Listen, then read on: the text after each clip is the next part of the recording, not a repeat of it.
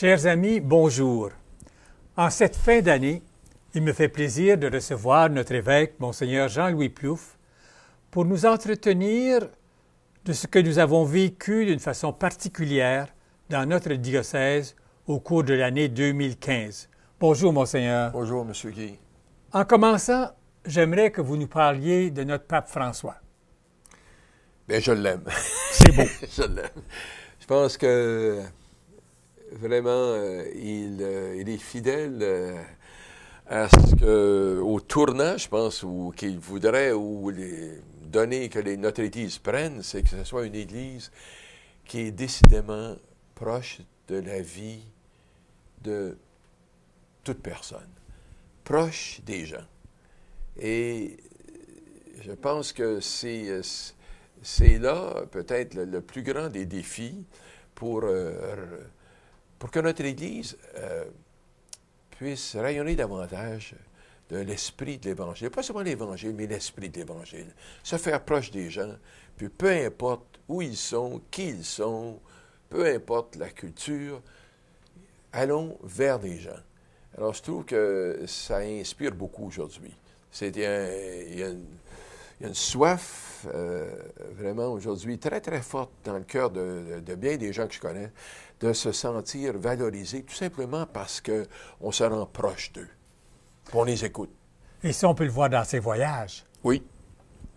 Puis il répète un peu toujours le même message. Lequel? Puis non seulement il le répète, mais le message, je pense qu'il veut que cette Église soit une Église de compassion, une Église d'accueil. Et il pose des gestes dans la même ligne.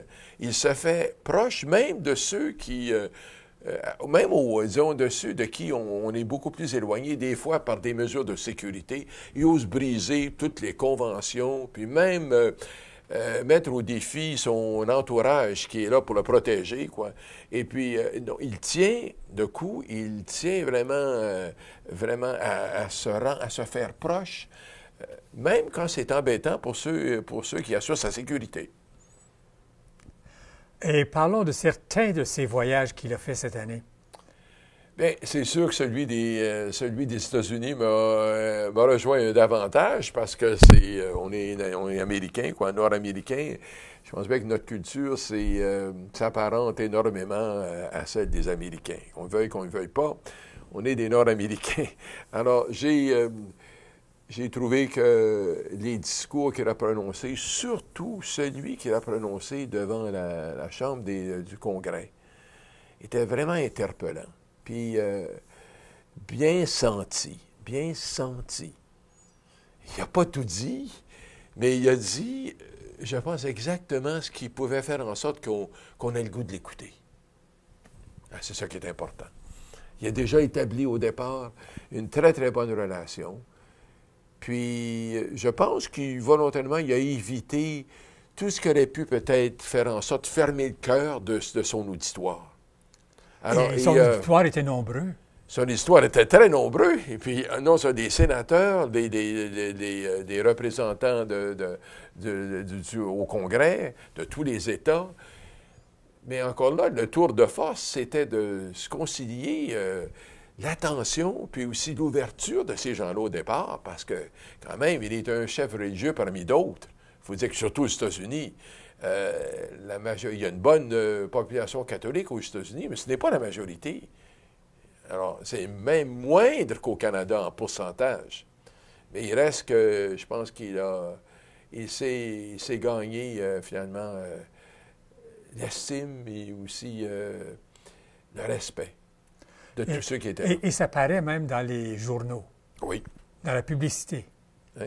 Il a gagné le respect des journalistes. Parce que même les journalistes ne pouvaient pas faire autrement que d'être touchés par l'attention et le respect qui lui était donné.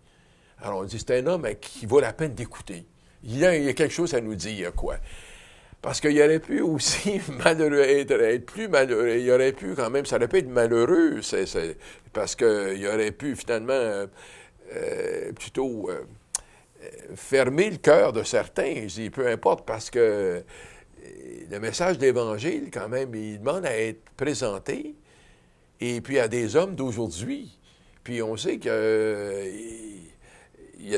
dans l'Évangile, il y a toujours un idéal qui nous est proposé, mais entre l'idéal puis aussi des fois la réalité, même dans notre propre vie, pour sentir que quelqu'un qui puisse se sentir là, disons, dans sa relation avec Dieu, et puis s'il est chrétien, avec aussi quand il regarde l'Évangile, eh bien, il faut au moins lui dire que même s'il est là, même s'il n'est pas là, il ne vit pas de l'idéal, il y a un Dieu qui est là, qui l'invite à en vivre, mais qui, d'abord et avant tout, ne le juge pas.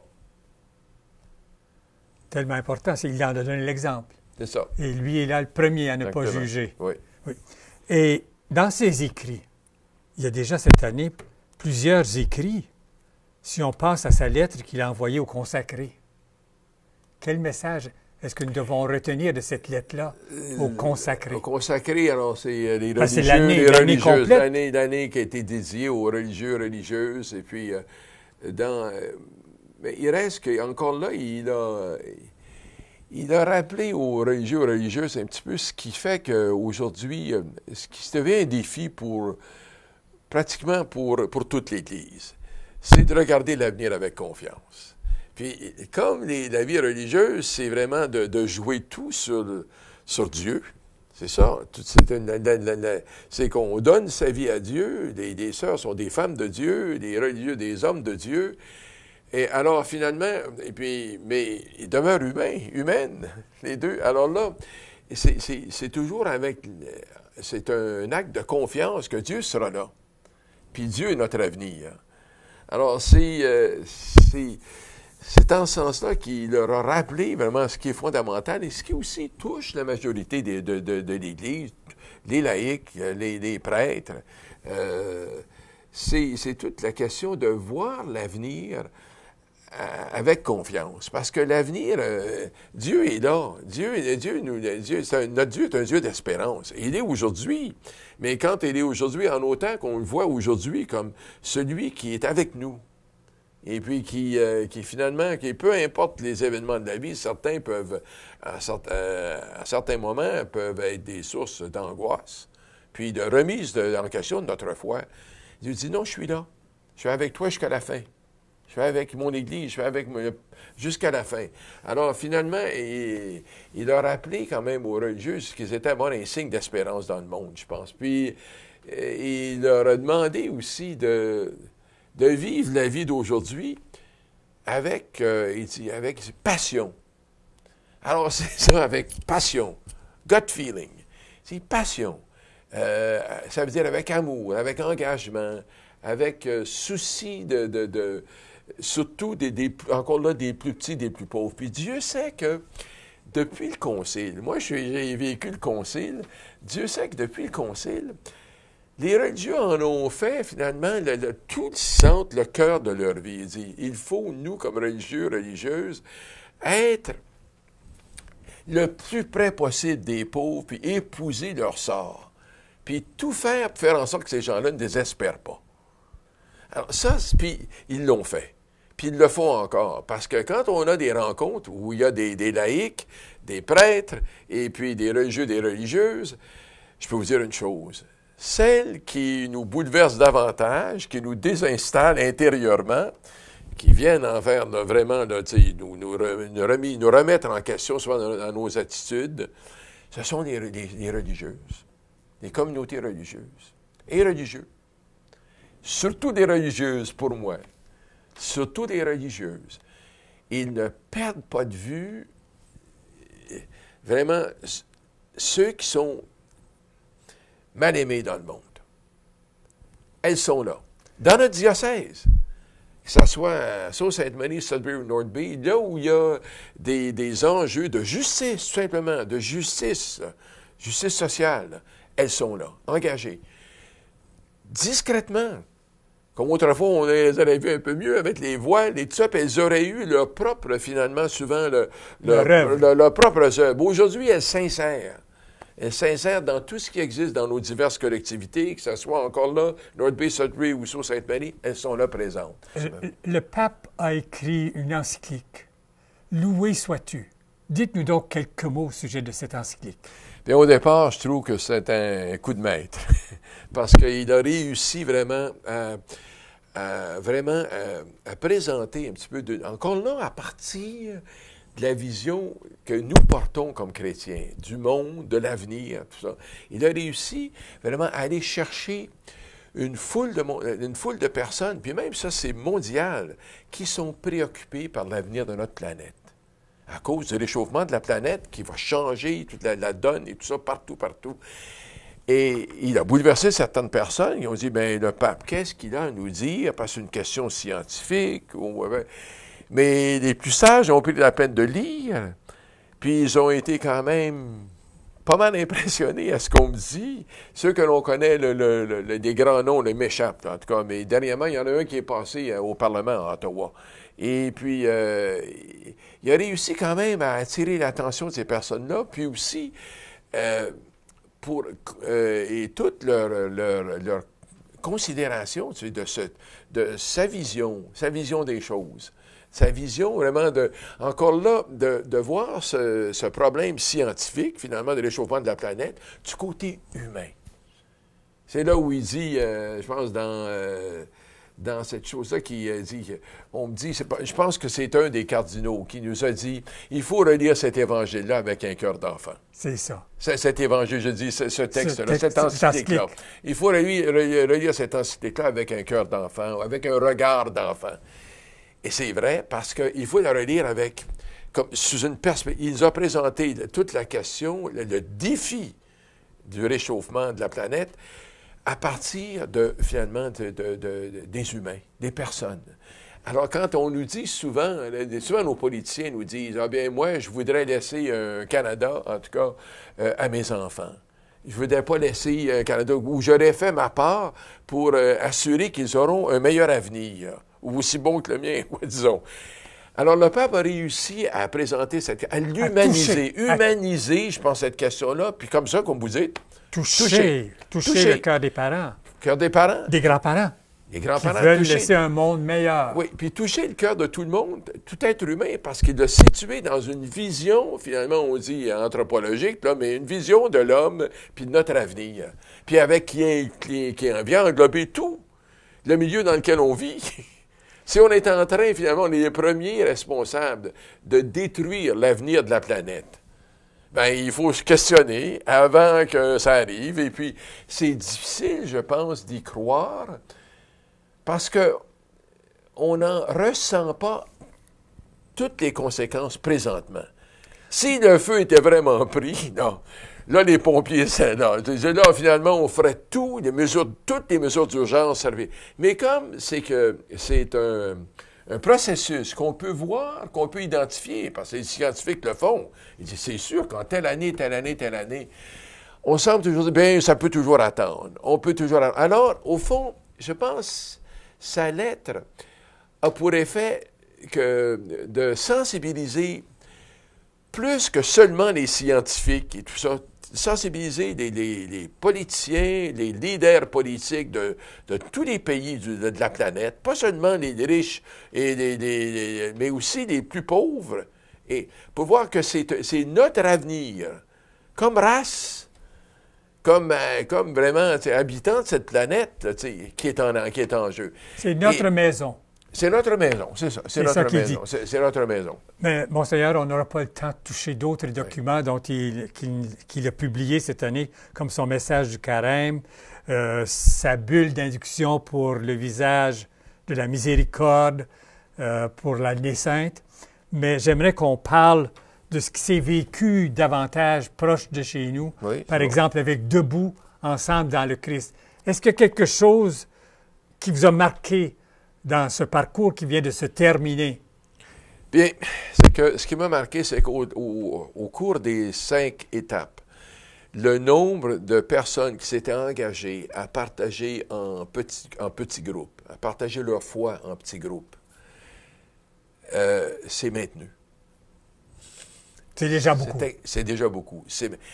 Cette expérience-là, j'en suis convaincu, parce qu'elle est très personnelle. Elle demande beaucoup de pouvoir échanger à un niveau aussi personnel, là, c'est que notre expérience personnelle de Dieu dans notre vie, de notre manière de percevoir ce que l'Évangile dit, comme l'Évangile comme bonne nouvelle, et puis de faire la relation entre la parole de Dieu et la vie de tous les jours. À ce moment-là, je trouve que c'est peut-être, encore une fois, je pense que on a réussi à ce niveau-là.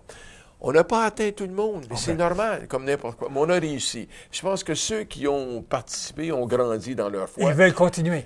Oui, puis ils vont faire de meilleurs missionnaires. Ils seront mieux habilités pour être des porte-parole d'Évangile dans leur milieu. On a dit ça, des évangélisateurs, des porte-parole d'Évangile, des témoins d'Évangile. Et si les gens leur posent question, ils sauront quoi répondre. D'une manière vraie. D'une manière... c'est pas seulement des questions et réponses qu'on a appris par cœur. Non. Et ça sera non seulement... La réponse sera en soi un témoignage. Ou tout simplement, ils n'auront même pas besoin de mots. Ils vont en vivre dans leur relation avec les gens. Et c'est ça qui est important. Bien, c'est ça. C'est sûr, c'est sûr. Les gens ne veulent pas qu'on leur prêche. Non. Mais ils veulent... Surtout pas. Surtout pas. Aujourd'hui. Puis les enfants non plus, hein? Non. C'est notre vécu. Et c'est ça qui se passe dans les groupes de partage. Je pense, ceci m'a pas mal coûté. Cette question puis on va tout faire pour soutenir ces petits groupes de partage de foi, parce que on a déjà eu l'expérience d'avoir eu des groupes, et ensuite, je pense qu'on n'a pas assez soutenu par des outils, par de l'encouragement, par des personnes qui font en sorte que nos petits groupes demeurent vivants, puis ont ce qu'il faut pour demeurer vivants. Ça prend des outils, quoi. Oui. C'est sûr, des outils de partage. Alors ça, je pense que c'est assuré. Et en plus de ça, j'ai été touché par le fait que quand est venu le temps je pense que c'est la troisième sur la justice sociale. Troisième étape ou quatrième étape. Une des étapes où on aborde la question de la justice sociale, entre l'Évangile et notre engagement autour de nous sur le plan de la justice. Eh bien, ce qui a émergé de cette réflexion-là, c'est que dans notre diocèse, on a identifié c'était notre relation, nos rapports avec les peuples aborigènes, ou les autochtones, quoi, comme on les appelle, les Ojibwe. Et puis, on a eu dans les trois régions du diocèse, North Bay, Sudbury et Sault-Sainte-Marie, un événement spécial que les gens ont bien aimé. Il a dit, on veut de nouveau, on veut une autre rencontre de ce genre l'an prochain. On va tout faire. C'est sûr, c'est assuré.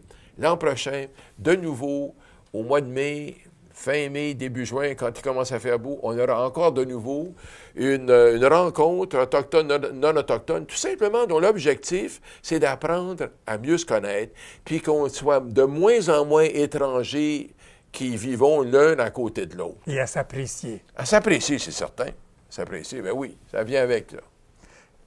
Et vous avez eu 3 belles célébrations, ou nous avons eu 3 belles célébrations pour rendre grâce. Quelques mots. Et moi, on a déjà fait une belle moi, émission. j'ai été heureux parce que si je voulais... c'est le genre de célébration que je désirais. Je voulais pas une célébration où, ça avait un caractère plutôt d'une rencontre auquel il fallait acheter des billets, puis tout ça. Puis alors, ça me donnait la chance d'avoir une célébration beaucoup plus communautaire, ouverte à tout le monde. Et puis, on a pu prier, remercier le Seigneur, puis ensuite fraterniser. Avoir un moment quand même autour d'un café. Et puis, ça me donnait la chance moi-même de remercier. J'ai aussi, les gens en ont profité pour me dire merci. Pour moi, c'est une expérience d'Église dont je vais certainement garder un bon souvenir. C'était au Sault Sudbury North Bay. Puis dans ce cadre-là, je vous tenais à reconnaître ce que des gens font. Alors, c'est pour ça que j'ai offert des distinctions, si vous voulez, ou on a besoin de voir des décorations, mais aujourd'hui, c'est plutôt offert quand même de remise de la médaille du mérite diocésain ou une décoration ou une distinction pontificale à des gens qui sont impliqués. Puis surtout dans nos petites paroisses.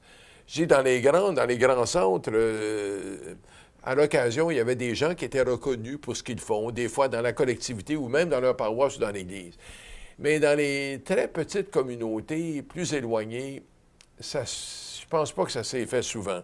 Puis je tenais beaucoup parce que après 28 ans, presque 29 ans comme évêque, j'ai appris à bien connaître notre diocèse, puis connaître des personnes. Puis, la grande majorité des gens qui ont été reconnus pour leur contribution là, exceptionnelle à l'Église, au niveau paroissial, au diocésain, ou dans leur communauté à partir de leur profession, c'est des gens que j'avais rencontrés, puis je connaissais. Alors, c'est pas aucun de ceux-là étaient des étrangers. J'étais très heureux qu'ils acceptent, parce que des fois, on ne veut pas accepter, mais la plupart ont accepté, la grande majorité, tous, je pense.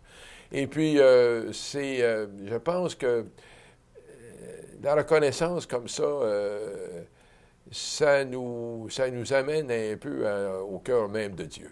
L'appréciation. Ben, c'est ça. C'est l'appréciation. Rendre grâce, ça veut dire grâce. apprécier. Hein? C'est ça que vous avez voulu faire, apprécier, ensemble, d'une manière, selon la couleur de Jean-Paul, de Jean-Louis.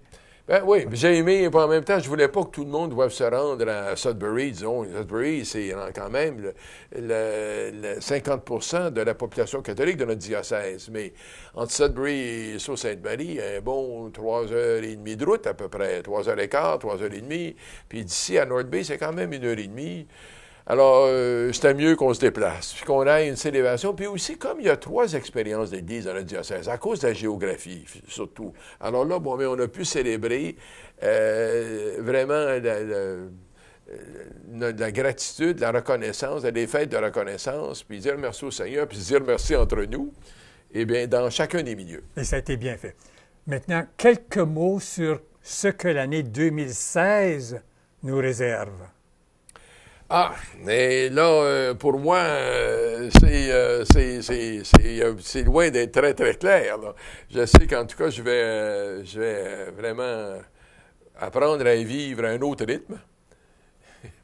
Et j'avoue quand même, j'ai quand même certaines appréhensions. Parce que tout le monde m'a trouvé déjà des métiers pour me tenir occupé, parce que ça a l'air que je suis souvent perçu comme quelqu'un qui brasse bien des choses en même temps. Alors, tout le monde, des fois, on me dit, mais tu préfères ci, tu préfères ça, t'es bon là-dedans. J'appréhende un petit peu parce que là, je vais quand même me donner quand même un autre cadre de vie. Mais j'ai hâte, j'ai vraiment, j'ai hâte, je veux dire, j'ai hâte d'avoir une vie un petit peu moins mouvementée pour prier un peu plus. Et des fois, pour avoir le temps de prier en silence. J'ai hâte de savoir un peu plus de temps pour réfléchir, au fond, pour vivre moi-même ce que j'ai dit pratiquement depuis presque 29 ans à tous mes confirmés, que la chose qui était la plus importante le jour où ils célébraient l'esprit de la Pentecôte, c'est de se rappeler que les apôtres ont fait l'expérience que Jésus était vivant quand ils étaient en prière avec Marie. Puis, alors, je me dis, bien souvent, je me dis, alors, tu vois, on prend le temps, souvent, aux jeunes, d'écouter ce qui se passe en dedans. C'est là où on a le plus de chance d'être heureux et puis d'être utile aux autres. J'ai dit, puis peu importe ce qui arrive, j'ai dit, les journées où ça va mal, quand on ne réussit pas, qu'on aurait voulu réussir, eh bien, on sait qu'on n'est pas seul. Puis les journées où ça va bien, bien, la fête est encore plus grande. On peut dire, quand on s'est dépassé, on dit, oh, merci Seigneur, j'ai mieux réussi que je n'avais jamais espéré. Je ne pouvais jamais croire que je pouvais réussir comme ça. Alors, honnêtement, ça, c'est une chose, j'espère. Puis en même temps, bien, je vais prier pour vous autres parce que là, je réalise, je dis pour vous autres, hein, parce que vous allez rester, vous. Moi, je vais partir. Mais je vais prier, en tout cas, pour ceux que je quitte. Puis ça apporte avec moi des souvenirs formidables. En tout cas, ma mémoire est remplie de souvenirs qui vont me faire vivre, je pense. On vit de ces souvenirs souvent. Il me semble que les vieux m'ont raconté. Ah, ils nous rappellent, ils nous racontent les choses, puis là, mais ce qu'ils ont touché. Eh bien, moi, je vais essayer, je vais certainement, je quitte avec le cœur rempli de souvenirs qui sont formidables, puis d'événements là, que j'ai vécu ici. Puis d'un autre côté, j'ai dit, ça fait presque 29 ans que le monde prie pour moi. Il faut bien que je me mette à prier davantage pour eux autres. Même si je le faisais ici, mais j'ai souvent distrait par une foule de choses. Là, j'aurais moins d'excuses pour ne pas donner plus de temps devant le Seigneur, puis porter tout ce monde-là, tout ce beau monde, en tout cas, qui m'ont soutenu par leur prière. Alors là, ça va être un échange, en tout cas, puis plus juste, je pense. Mais là, Monseigneur, j'aimerais que vous fassiez un souhait pour nous, pour 2016. Bien, pour 2016, moi, ce que je vous souhaite, c'est continuer d'être ce que vous êtes. Les gens du diocèse, c'est des gens que j'ai aimés parce que c'est des gens qui sont vrais.